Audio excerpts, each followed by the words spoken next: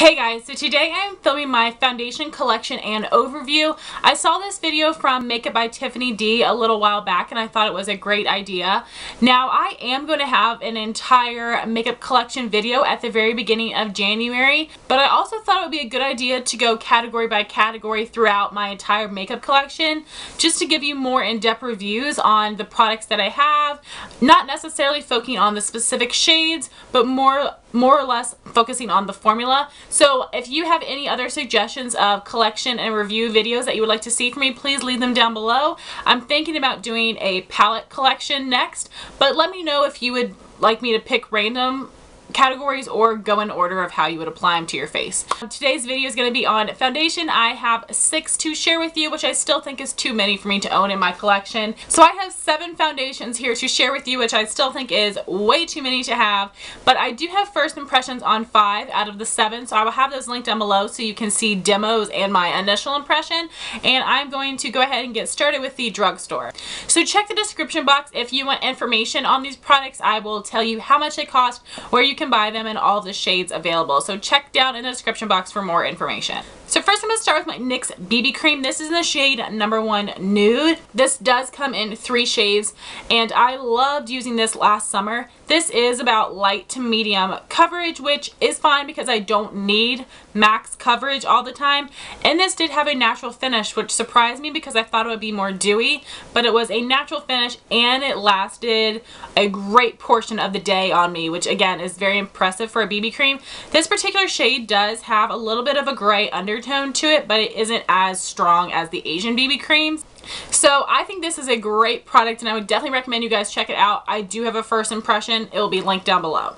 The next foundation I have is my e.l.f. Acne Fighting Foundation. Now from far away you may think this is a high-end foundation, which I will show you in a little bit. So this is a drugstore dupe and I believe that this foundation retails for about $6 or $8. It comes in 6 shades maybe. I have the shade Porcelain, which is the second lightest shade, and this is too deep for me. I first used this, I think not this past summer but the summer before, and it worked great. This summer I did not get hardly any color, so this was much too dark for me, unfortunately. I do want to buy a foundation lightener because I think the formula of this is great. It does give medium to full coverage. It has a satin finish and it lasts all day on me. So this is a great drugstore foundation if you can find your color. And this does have acne fighting ingredients in it. It has salicylic acid, witch hazel, camphor, tea tree, and aloe. So if any of those ingredients really bother your skin, then you may not like this. And I also wanted to note that if you have drier skin, if you use this several days in a row, it may make your skin a little bit more dry. The same with a normal skin person. But if you are combo or oily like myself, you shouldn't have a problem with that, and this should work really well for you at holding up against your oil. And like I said, it does give medium to full coverage. I really just wish their shade selection was better because this is a great drugstore foundation. So my next foundation is the Revlon Colorstay. I have the shade 150 Buff, and this is a Beauty MP foundation pump. I did a whole review on them. I'll link it down below. And I have the oily combo skin version. There are 2 versions, one for normal dry, one for oily combo. The normal dry has more of a luminous finish to it, and the oily combo has a natural finish. And as far as coverage goes, this is a solid medium coverage on me, which is really nice for the day-to-day, especially on the weekends when I'm at work when we're not doing much. And I usually wear this when I'm filming videos because I put my makeup on to film. I'm usually not doing other things during the day. I actually really love the color selection. Like I said, I have the shade 150 Buff, which is the second lightest shade, and this does have beigey yellow undertones, and the lightest shade Ivory has pink undertones, and I think that is awesome. They have a really nice shade selection from fair, medium to deep skin, which I think is wonderful, especially from a drugstore brand. And they have distinct undertones between any of the foundations. I'm glad that the entire line is not yellow and the entire line is not pink. They do have a mix of undertones as well, which is really great. So the original Revlon Colorstay has changed changed over the years. I like this newest version less than the old, but this is still nice. This does hold up pretty well against my oil, which is wonderful. So I really do enjoy this foundation, and I probably will repurchase this one.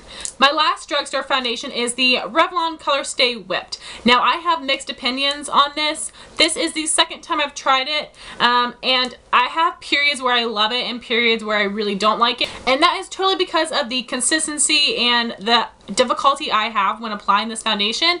I do have the shade 150 Buff, the same as in the regular Colorstay foundation. It looks like this. The color match is great for me. This is like a pudding type consistency, like it is not going anywhere. And the shade selection in the Whipped is not as extensive as the regular Revlon Colorstay line, but it is pretty close. I think they're only missing a few shades. Yeah, I have mixed opinions on this foundation. When I first tried it, I used the Real Techniques buffing brush, and I found that I just had to wash my brush every day instead of every 3 days, because it would really like clump up the bristles and make my foundation apply streaky. Over this past summer, I tried applying it with the Real Techniques Miracle Complexion Sponge, and I liked it more, but the problem I had is that it was tearing up my sponge, and it really was kind of hard to apply because this is so thick. Once it's on your face, it doesn't feel that thick, but when you are trying to apply it, it is an extremely thick foundation. And also, this never sets on my skin.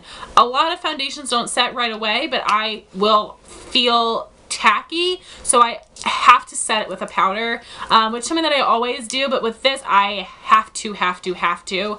So this is a foundation that I am not going to repurchase. I don't love it. I don't dislike it. It does have a natural finish, and it gives medium buildable to full coverage, which is really impressive, but just the application is not working for me. I would love to know the specific item that you use to apply it to your face, because I really want to love this foundation.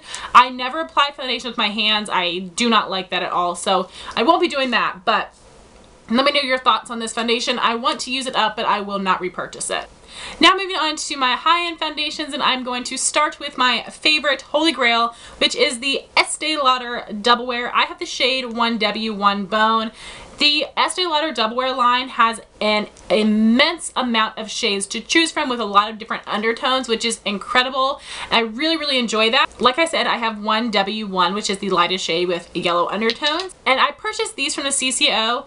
This is also 1W1. Supposedly, the bottle and the box were both mislabeled. As you can see, these are not the same color. This is a couple shades darker than the true 1W1, so I'm going to be using this in the summer. It isn't too much deeper, so it should be good for me, but this is the one that I'm using now. This is another Beauty MP foundation pump. Like I said, the review's down below.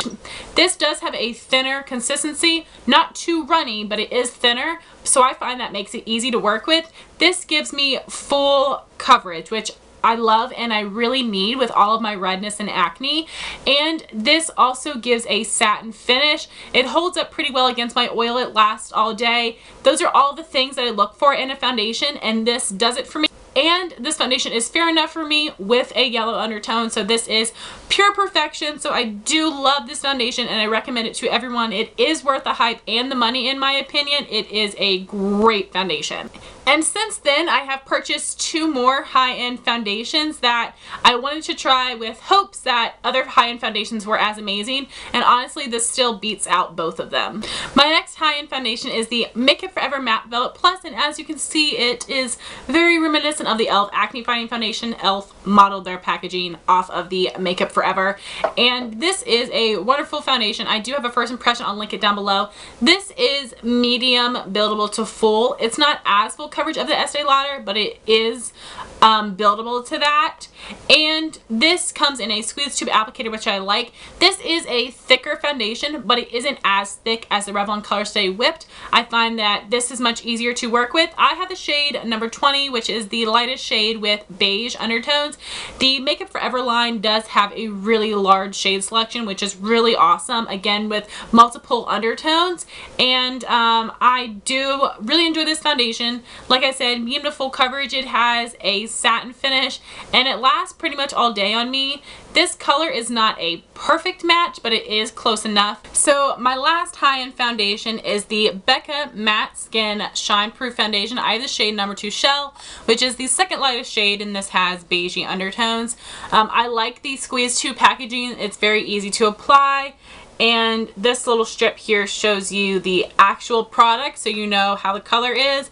This color is pretty darn perfect for me, which is awesome, and like I said, hard to find. A lot of my other foundations I mentioned are close to my skin tone but not an exact match, and this is pretty exact. I just uploaded a first impression on this foundation. Bottom line, I am going to return this. I was kind of just waiting for this video to let you guys know my final thoughts on this, and it is not worth $40. Not at all. This gave me medium coverage at best. Even when I applied 2 entire layers to my face, that just doesn't cut it. I could see my redness, I could see freckles even, and I don't have really dark freckles, so I was not impressed by that at all. The thing that I did like about this is that it dried down matte, which is awesome. I have yet to find a foundation that dries down and that I don't actually need a powder with, so that was an impressive feature of this. It held up decently against my oil, but at the end of the day, I feel like my makeup really did wear off. So this, honestly, it's an okay foundation. If this cost $10, I would probably like it more, but the fact that it costs $40, I cannot spend that much on this and be okay with it. So I'm absolutely returning it. I kept the box and I kept my receipt, and Sephora is really great about returns. But Becca also does have a really nice shade selection. They do have an Ultimate Coverage Cream foundation that I do want to try, but after trying this, now I'm a little bit hesitant because I saw great reviews on this, but it just didn't cut it for me. So guys, that was my foundation collection and overview. I would love to know what your favorite foundations are, and if you've tried any of these, please let me know your thoughts on them. I would also love to know what video you would like to see next. Thank you so much for watching. Please rate, comment, and subscribe, and I'll talk to you soon. Bye guys.